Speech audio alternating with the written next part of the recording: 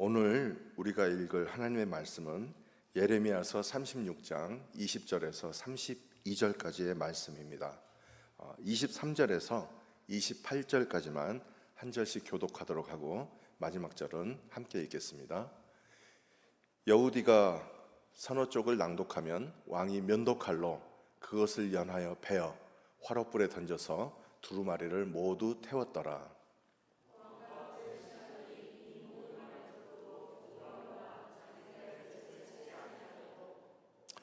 엘라담과 들라야와 그마랴가 왕께 두루마리를 불사르지 말도록 아뢰어도 왕이 듣지 아니하였으며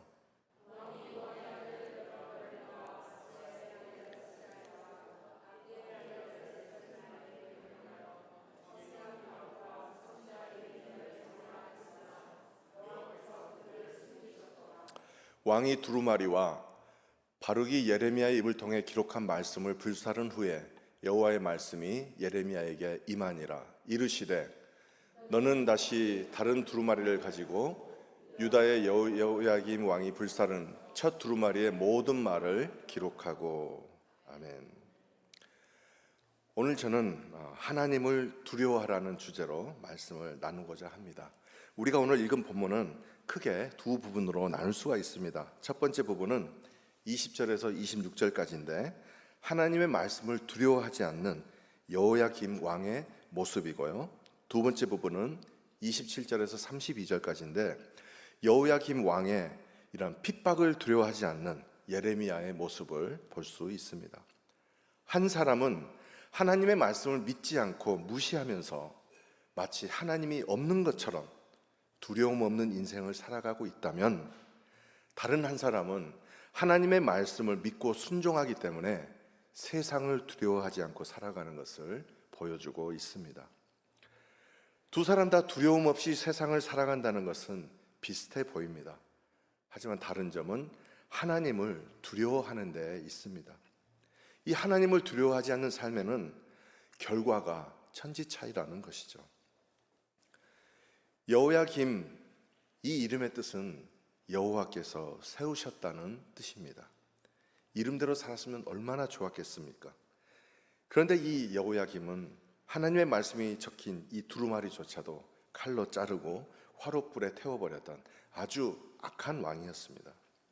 예레미야서 22장 19절에는 이런 그의 최후가 기록되어 있습니다.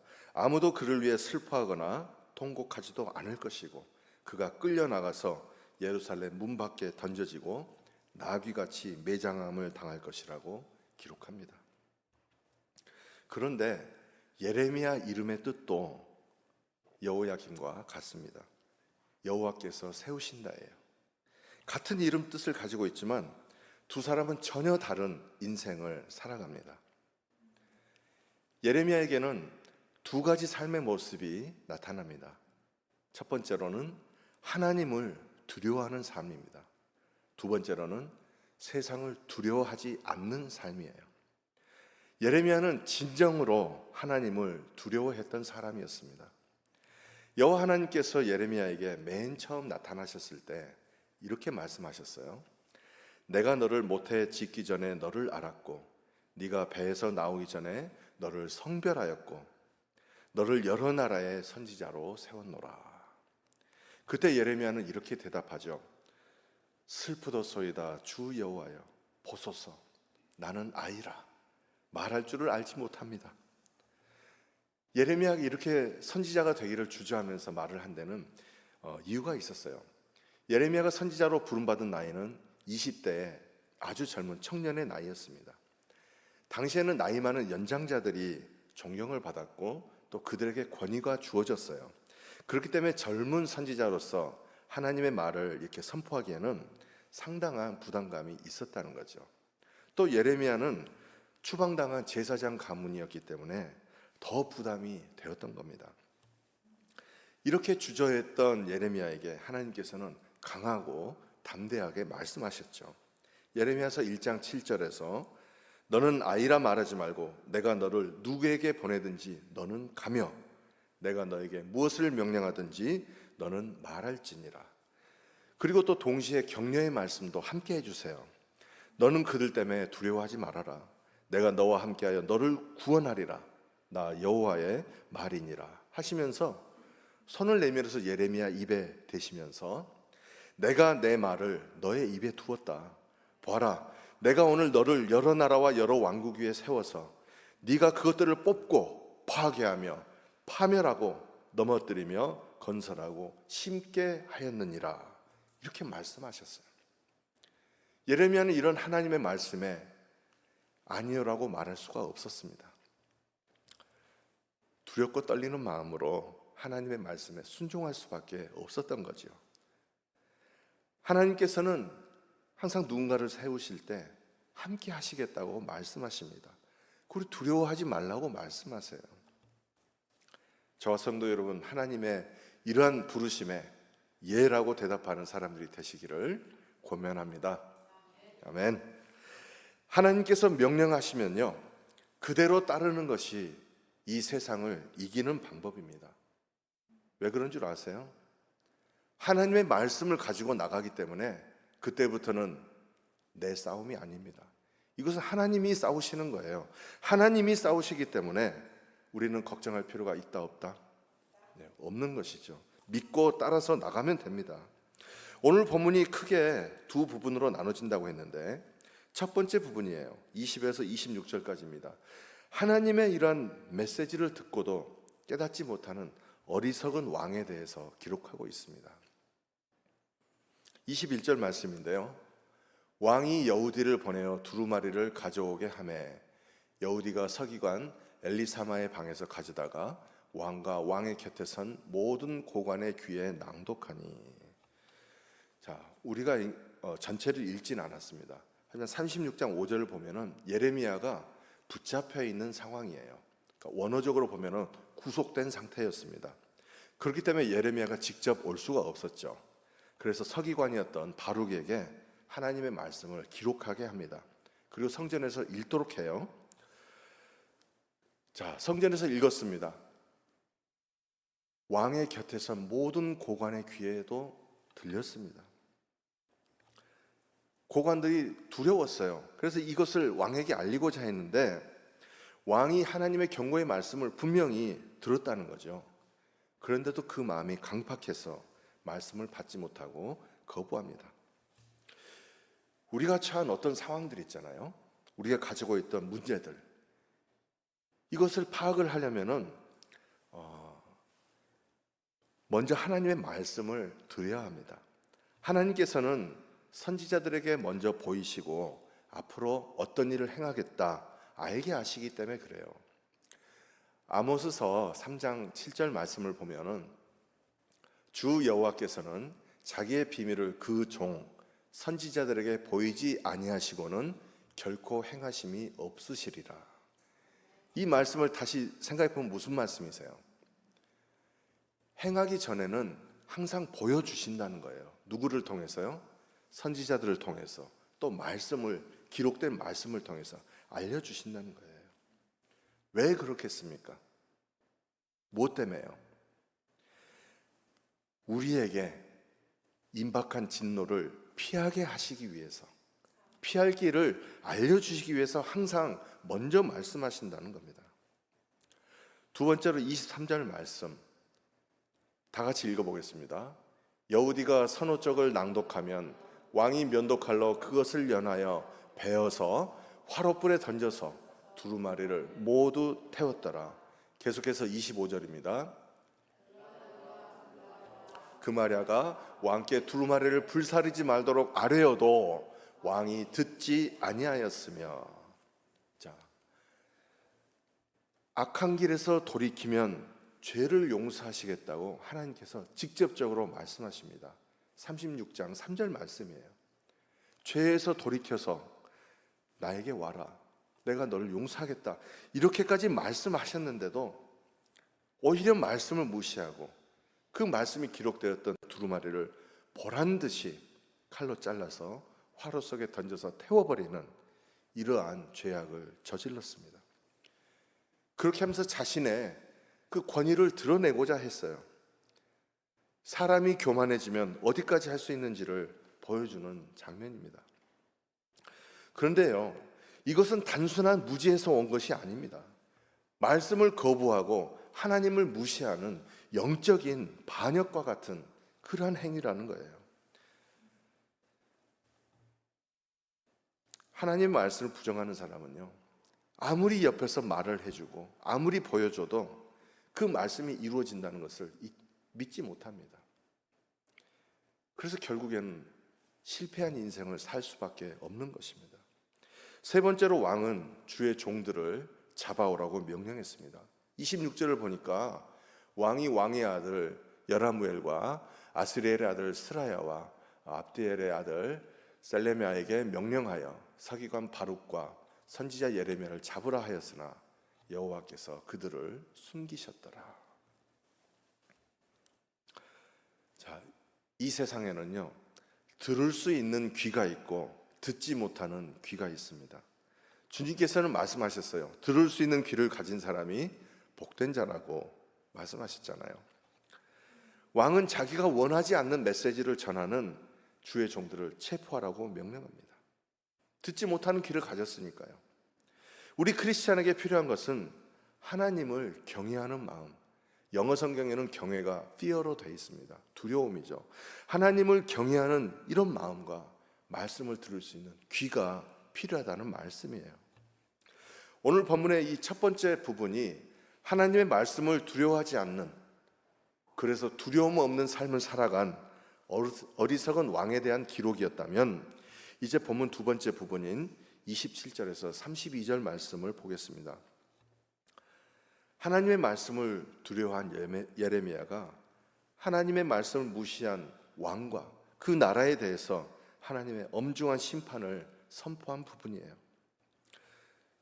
첫 번째로 예레미야는요, 어떠한 핍박과 무시에도 결코 취소되지 않는 하나님의 계획을 선포하고 있습니다. 두루마리를 불에 태웠다고 해서 하나님의 계획이 취소됩니까? 그 누구도 하나님의 뜻을 자기 뜻대로 조종할 수도 없고요, 취소할 수도 없습니다. 우리는 단지 만들어진 존재, 하나님을 위해 만들어진 피조물에 불과합니다. 그래서 하나님 앞에서는 경외함과 겸손함을 배워야 한다는 거예요. 알면서도 불순종하는 것은, 우리도 그렇잖아요. 가중처벌되잖아요. 더 큰 범죄라는 겁니다. 하나님은 여호야김의 대적 행위에 대해서 이제 엄중한 심판을 선포하셨는데, 이 심판은 사실 이 세상의 어떤 판사의 선고보다도 더 무겁고 더 엄중한 판결입니다. 왜냐하면 하나님의 심판에는 재심이 없습니다. 그리고 가석방도 없어요. 그렇기 때문에 하나님의 심판은 더 무서운 것입니다. 예레미야와 같은 선지자를 통해서 마지막으로 심판을 피할 수 있는 기회를 주셨는데, 그 소중한 기회를 거부함으로써 이제는 재앙을 피할 수 있는 방법이 없어졌습니다. 우리가 여기에서 배워야 되는 점이 있다면, 하나님이 주시는 기회는 절대로의 밑줄 쫙 그어야 되겠죠. 절대로 놓쳐서도 안 되고 반드시 잡아야 한다는 그 말씀이에요. 기회를 잡을 수 있는 영적인 눈과 들을 수 있는 귀를 주시기를 축복합니다. 두 번째로 예레미야는 다른 두루마리를 만듭니다. 28절 말씀이에요. 너는 다시 다른 두루마리를 가지고 유다의 여호야김 왕이 불살은 첫 두루마리의 모든 말을 기록하고, 자, 하나님의 말씀을 무시하고 선지자까지 이제는 해치려 하고 있습니다. 왕은 이제 하나님께 정면으로 도전하고 있는 거죠. 하지만 그것은 어디까지나 왕 혼자만의 착각이라는 겁니다. 애초에 상대가 되지가 않죠. 먼지나 티끌만도 못한 존재가 반항해봐야 하나님의 계획이나 말씀이 취소되지 않습니다. 하나님의 말씀은 반드시 성취됩니다. 하나님은 그래서 다시 말씀하셨고 예레미야는 다시 기록했습니다. 말씀이 기록된 첫 번째 두루마리는 타버렸지만 말씀이 사라지지는 않습니다. 우리 하나님의 말씀은 영원히 보존될 것입니다. 푸른 마르고 꽃은 시드나 우리 주님의 말씀은 영영이 서리라. 자, 오늘 말씀을 읽고 나서 무엇을 느끼셨습니까? 엄중한 심판을 선포하시는 그런 무서운 하나님의 모습을 보셨습니까? 그런데 우리를 심판하시는 이 하나님의 모습으로 끝나버린다면 이 하나님은 우리에게 너무나 두렵고 떨리는 무서운 이런 하나님으로밖에 남지가 않잖아요. 너무나 절망적인 하나님이 될 것입니다. 그러나 이 사실을 기억하시기 바랍니다. 하나님은 강력한 심판을 말씀하시지만 오히려 그 말씀 뒤에는 심판을 피하게 하시는 우리 하나님의 사랑의 메시지가 담겨 있다는 이 사실을 놓치면 안 됩니다. 하나님은 예레미야에게 심판을 선포하시지만 동시에 회복의 메시지도 선포하게 하십니다. 결론적으로 하나님은 사랑이시다. 이 결론밖에 나오지 않는 거예요. 하나님은 사랑이시다. 이 말씀은 결코 변할 수 없는 진리임을 믿으시기 바랍니다. 자, 우리 몇십 년을 건너가서 어릴 때로 한번 돌아가 보겠어요. 어릴 때 엄마에게 혼난 경험들 다 있으시잖아요. 나는 안 혼났다 하시지만 다 알고 있습니다. 회초리 들고 있는 엄마를 피해서 도망 다니다 보면 어떻게 됩니까? 계속 도망 다니면서 맞게 되죠. 회초리 안 맞고 해피엔딩으로 끝나는 가장 좋은 방법이 뭔지 아세요? 그것은 바로 엄마 품속으로 뛰어 들어가는 거예요. 회초리 들고 있는 엄마 품이 오히려 가장 안전한 곳임을 믿으시기 바랍니다. 제가 그 방면에 좀 단연간의 경험이 있기 때문에 잘 알고 있어요. 엄마를 그저 끌어안고 엄마 잘못했어요, 이 한마디만 하면 엄마는 그저 녹아내리고 마는 것입니다. 하나님이 우리에게 회초리를 드실 때는 도망 다니면서 계속해서 맞지 마시고 재빨리 하나님 품속으로 피하시는 이러한 지혜가 있기를 축복합니다. 우연히 9.11 테러에 대한 다큐멘터리를 보게 됐는데요, 가슴 뭉클한 메시지를 보게 됐습니다. 9.11 사태가 되자 나니까 희생자들이 마지막 순간에 전화도 하고 문자도 하고 이렇게 다 하더라고요. 그런데 그 메시지를 화면에 띄워주는데요, 거창한 명언을 남긴 사람도 없었고요, 내 재산을 누구에게 줘라 이러한 유언을 남긴 사람도 단 한 명도 없었습니다. 인생의 마지막 순간에 그들이 남긴 모든 메시지는 가족에게 남긴 사랑의 고백이었습니다. 우리 집에 다 원수들 한 명씩 있잖아요. 왼수들이 한 명씩 있는데 마지막 때가 되니까요, 여보, 내가 얼마나 당신을 사랑했는지 말하고 싶어. 사실 나는 지금 너무 무서워. 그런데 내가 얼마나 당신을 사랑했는지는 꼭 말해주고 싶어. 이러한 문자를 남긴 분도 있고요, 엄마 아빠 사랑해, 그리고 미안해, 이렇게 보낸 아이도 있었습니다. 수많은 사람들이 일에 치여 살고 먹고 사는 문제, 자식 걱정, 온갖 문제들 때문에 가족도 잊은 듯이 살아가고 있잖아요. 하지만 인생의 마지막 1분에 찾은 것은요, 바로 가족과 사랑하는 사람들이었습니다. 우리는 지금 바쁘게 삽니다. 바빠도 보통 바쁘게 사는 것이 아니죠. 일주일이 어떻게 지나가는지도 모르게 살고 있잖아요.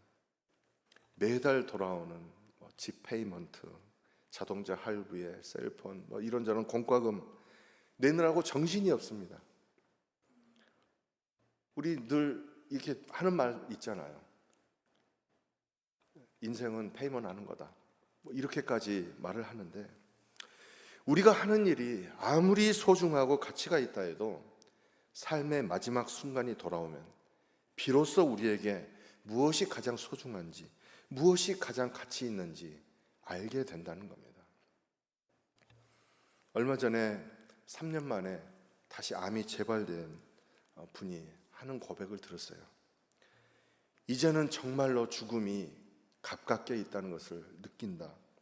다시 한 번만 살 수 있다면 이제는 정말 하나님의 일을 후회 없이 하고 싶다. 건강할 때는 정말 뭘 하면서 살아야 될지도 몰랐던 이런 시간들이 너무너무 아쉽다. 이분의 고백에서 너무나 간절한 소원이 느껴지지 않으십니까? 우리 삶의 우선순위가 뭐가 돼야 되겠습니까? 바쁘게 살지만 하늘을 바라볼 때도 있어야 되지 않겠어요? 하나님은 분명하게 심판을 말씀하십니다. 그러나 그 임박한 심판을 피하기를 원하십니다. 제가 성경 말씀 볼 때 울컥울컥하는 말씀들이 몇 구절이 있어요. 오늘 이 말씀을 함께 나누기를 원합니다. 다 함께 읽어볼까요? 너는 그들에게 말하라. 주 여호와의 말씀이니라. 나의 삶을 두고 맹세하노니 나는 악인이 죽는 것을 기뻐하지 아니하고 악인이 그의 길에서 돌이켜 떠나 사는 것을 기뻐하노라. 이스라엘 족속아 돌이키고 돌이키라. 너희 악한 길에서 떠나라. 어찌 죽고자 하느냐 하셨다 하라. 아멘. 이 말씀이 마음에 와닿지 않으십니까? 나 같은 악인을 위해서, 나 같은 악인이 죽는 것도 기뻐하지 않는다. 돌이키고 돌이키라. 이 애끓는 하나님의 부르짖음이 오늘 느껴지지 않으십니까? 하나님의 말씀이 나에게 불편하십니까? 불편하고 거북하다고 하나님의 말씀을 태워버리시겠습니까? 아니면 나의 마음을 찢고 말씀 앞에 엎드리시겠습니까? 오늘 우리에게 주신 이 말씀을 통해서 살아계신 하나님을 두려워하는 사람들이 되시기를 권면합니다. 하나님을 두려워하기 때문에 세상을 두려워하지 않고 살아가는 믿음의 성도들이 되시기를 우리 주 예수님의 이름으로 축복합니다. 아멘.